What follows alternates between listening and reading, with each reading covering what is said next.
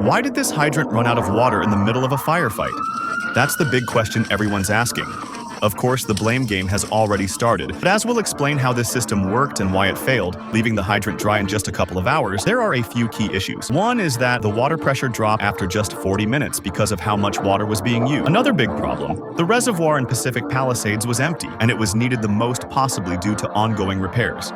Before we discuss why the hydrant went dry, let's first understand the basic engineering of how it works. Although fire hydrants may appear simple on the surface, their functionality depends on a complex system hidden below ground. The structure begins with a concrete support base, which provides stability for the joint restraining gland. This gland secures the connection between the hydrant and its branch pipe, ensuring durability and resistance. The hydrant branch is then connected to a gate valve, which regulates the flow of water. This valve is enclosed by a valve box cap with a lid for accessibility. At the core of the system is the main supply line, which links the hydrant to a water tank or reservoir. These wet hydrants rely entirely on the main water supply, interconnected with hundreds of other hydrants throughout the network. During a fire, multiple hydrants may draw from the same water supply simultaneously. While this interconnected design ensures wide coverage, high demand can overwhelm the system, leading to reduced pressure or even a complete loss of water flow. Understanding this engineering highlights the importance of maintaining robust water supply systems to support effective firefighting operations. The water system faced unprecedented pressure, experiencing 4 times its normal demand during the California fire. In just a 40-minute period, emergency services called for 40 strike teams of engines, approximately 200 fire engines. To put this into perspective, these 200 engines were simultaneously connected to fire hydrant, all attempting to draw water from the same system at the same time.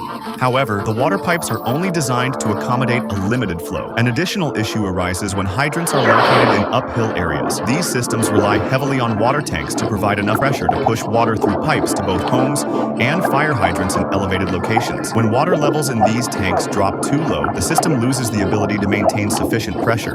Without this necessary pressure, hydrants in uphill areas become non-functional, further hampering firefighting operations and leaving critical areas vulnerable.